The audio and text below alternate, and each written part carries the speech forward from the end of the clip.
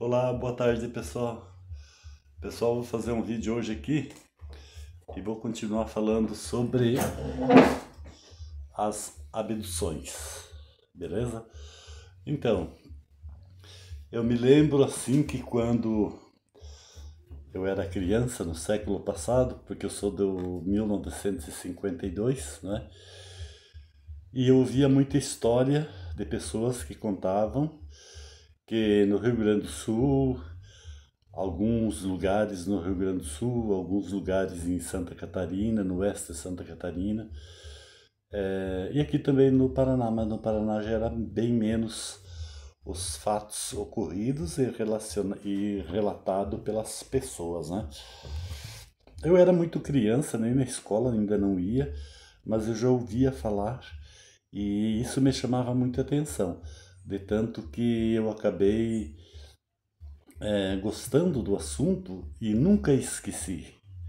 Apesar que às vezes me dava medo, né? Eu tinha medo porque eu pensava assim que a qualquer momento pudesse acontecer comigo ou com alguém da família, né?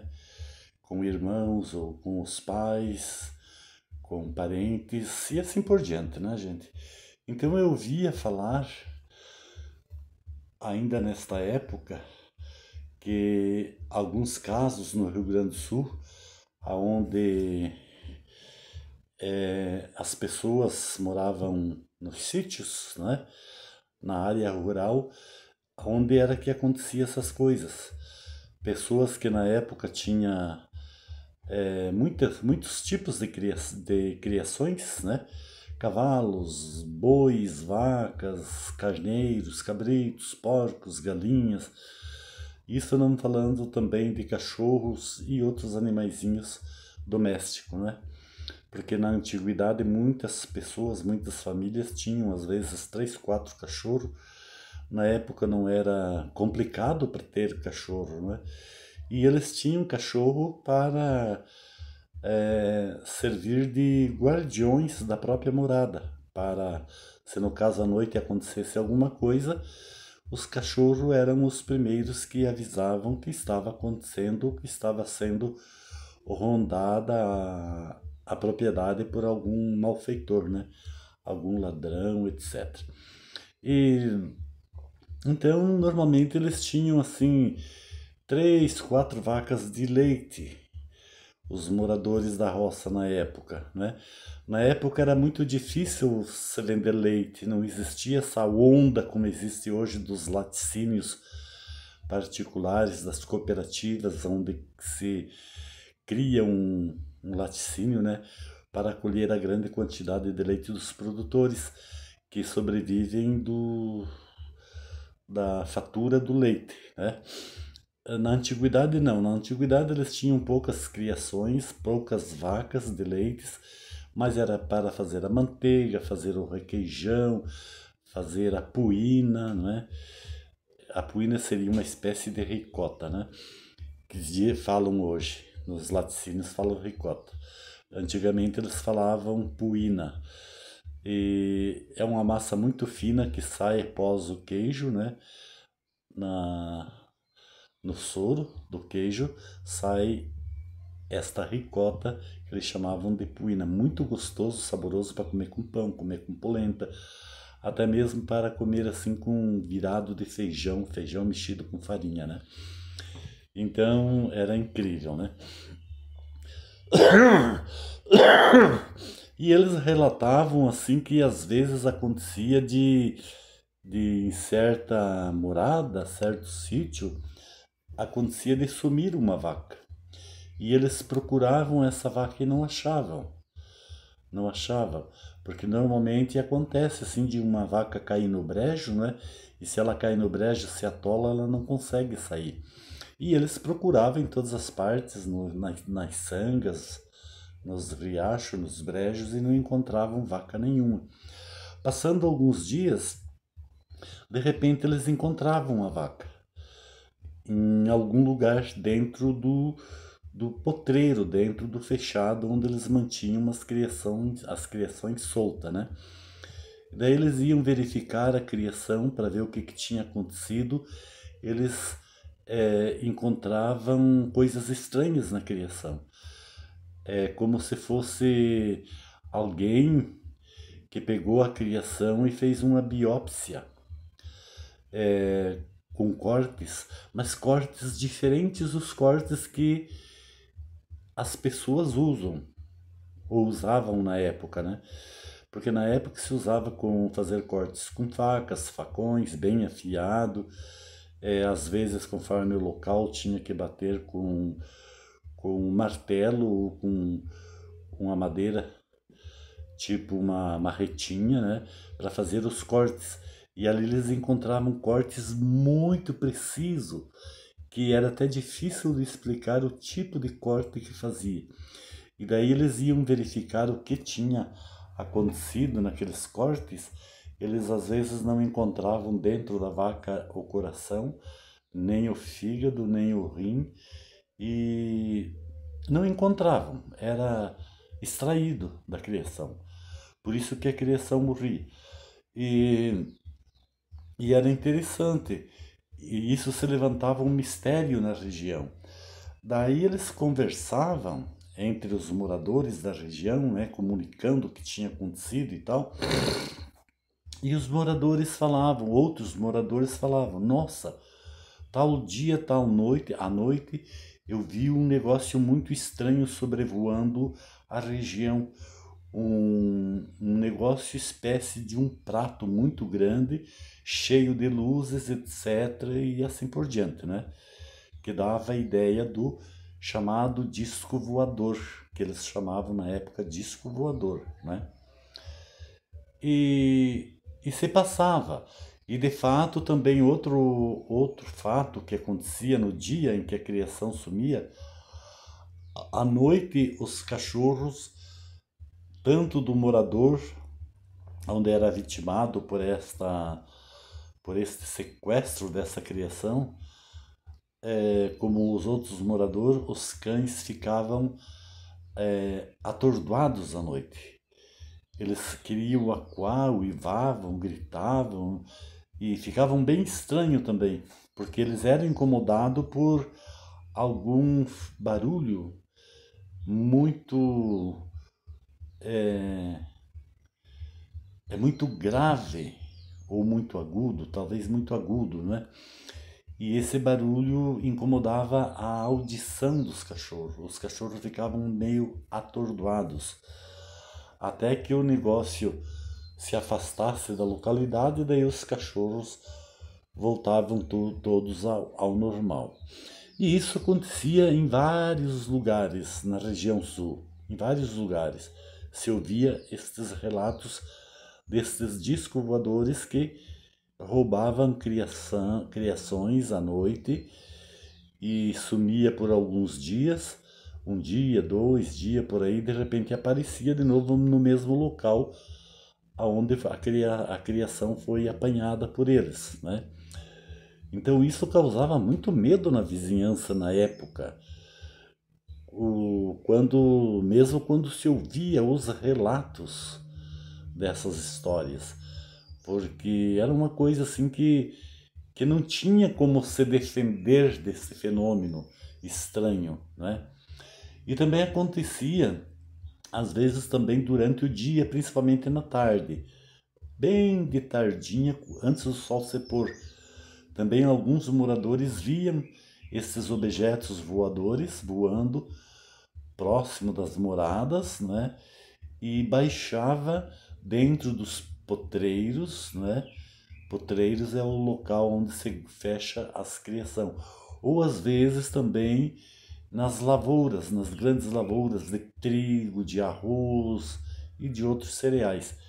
E esses aparelhos abaixavam lá, longe das casas, da sede, né, do sítio, e eles desciam dois, três homenzinhos baixinhos, com, com físico diferente do nosso, né, com roupa ligada ao corpo, cabeça grande, etc., e com os olhos grandes também. Outros, às vezes, era relatado que tinham os olhos estreitinhos, puxado como os olhos dos orientais, né? Dos japoneses, chineses, etc, né? E, e quando isso acontecia durante o dia, eles desciam do aparelho, desciam do chamado disco voador, como a população da época chamava, e eles vinham e começavam a colher objetos, né? Tipo galhos de plantas, folhas de plantas, colhiam pedaços de madeira, galhos de madeira, eles quebravam e colhiam pedras comuns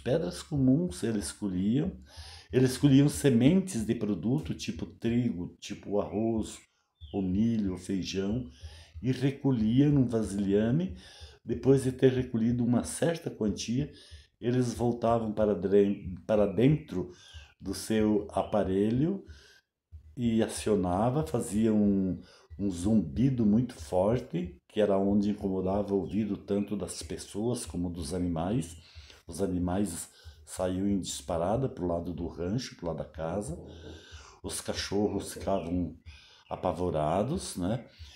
E, e depois desse zumbido, de um certo tempo de zumbido que fazia, você percebia que aquele aparelho tinha um beiral em torno dele que girava muito veloz e num instante se decolava do chão e levantava a pique para cima. Quando chegava numa altura bem alta, ele tomava direção para qualquer lado, qualquer rumo e saía numa disparada assim que em poucos minutos, sumia no espaço, né? Até as pessoas perderem de vista. Então essas coisas eram muito comuns, gente. Esses relatos eram muito comum. Hoje não, hoje os relatos já são bem diferentes, né? A maioria das vezes é visto à noite, também em formas de discos, de discoides, né? Às vezes em forma mais esférica, mas o processo do fenômeno é o mesmo. Muitas luzes muito fortes, de várias cores, né? E a velocidade é imensurável, é incalculável, de tão velozes que são estes aparelhos. E o importante é que eles não fazem roncos fortes como aviões, como outra máquina motorizada. É apenas um zumbido, tipo um enxame de abelha, vamos dizer assim, né? Ou um vento cortando os fios da rede elétrica, meio assoviando. E é assim que ocorre hoje em dia os relatos desses fatos. E os relatos não são mais como antigamente, que eles capturavam animais, né? E faziam biópsia nos animais.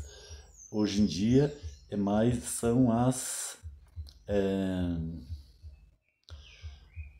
as pessoas mesmo que são elevadas para dentro do aparelho, some por uns dias, de repente volta, esquecido de tudo. A maioria esquece o que aconteceu nesta partida, nesta capturação das pessoas, essa abdução, né?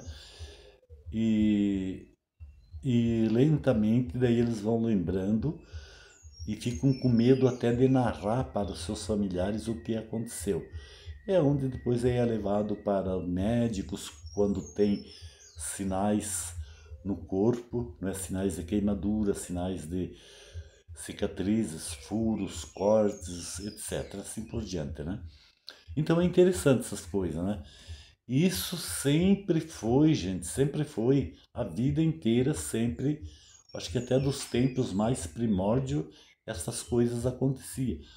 Porque os pesquisadores, né, de coisas antigas encontram em cavernas, em túneis e cavernas, eles encontram escritas, símbolos antigos, né, que não sabem o significado, difícil de fazer uma interpretação, um estudo para saber o que é, e também às vezes encontram, né, desenhos muito rupestres nas pedras, é dos próprios aparelhos, dos próprios discos voadores, vamos dizer assim, né?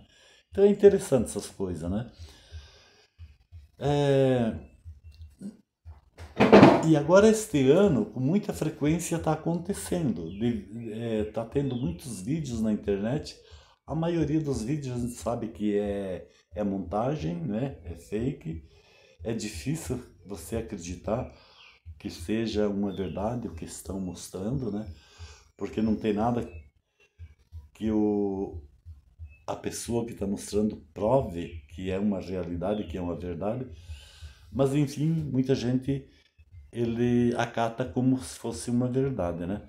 Precisa saber muito bem, precisa discernir bem os vídeos de agora, porque nós sabemos que temos inteligências artificiais que fazem vídeos, que fazem montagens com uma perfeição incrível que parece ser verdade, né? E foge longe de uma verdade. Mas o importante é que eu quis relatar coisas do passado, do século passado, pelas primeiras décadas do século passado, aqui no Sul era muito relatado casos como eu relatei no início do vídeo, né? De abduções, capturas de animais que sumiam e depois apareciam com marcas estranhas. E os donos iam verificar o que tinha acontecido, ficavam pasmos, porque eram cortes, eram cisuras que não eram feitas por seres humanos e davam falta de algumas coisas internas dos animais, tipo coração, fígado, rins, etc. Tá certo, gente?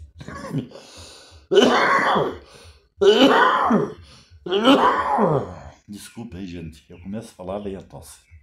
Beleza, gente, eu vou parar por aqui, porque era mais isso que eu queria relatar. Ontem eu postei um vídeo falando sobre algo sobre as abduções, e daí depois que eu fiz o vídeo que postei, editei ele, daí me veio em mente essas histórias que também eu ouvia quando era criança, né? Aqui no Sul, dos famosos discos voadores que abaixavam nas fazendolas, nos sítios e catavam coisinhas e levavam junto com eles. Tá certo, gente? Beleza? Então eu vou parar por aqui. Fui, tchau. Mas eu volto de novo. Porque se vocês soubessem o quanto que eu gostaria de um dia ver uma coisa parecida assim, eu já vi à noite luzes estranhas no céu, mas eu não posso dizer que seja um disco voador, que seja um OVNI, um objeto voador não identificado, porque eu vejo muito alto e muito duvidoso e muito diferente de satélites, porque satélites eles têm uma cor única. Eles atravessam a arcada do céu noturno com suas luzes numa cor única. E eu já vi alguma coisa que aparece por um momento e de repente desaparece. E nesse momento em que ele apareceu, ele tem luzes diferentes, mas muito pequena, bem alta, que não dá para ter você dizer assim, eu vi o corpo do aparelho. Não, você vê somente a luz. Mas é uma luz que muda de cor, de vermelha para laranja, azul, amarelado e assim por diante, né? É curioso, mas eu não posso dizer que seja um OVNI. Ou posso dizer que seja, porque é uma coisa não identificada. É visto, mas não é identificado, né?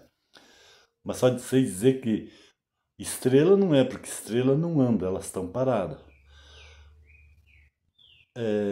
Satélites eles andam, mas eles têm uma cor única, uma cor opaca, né?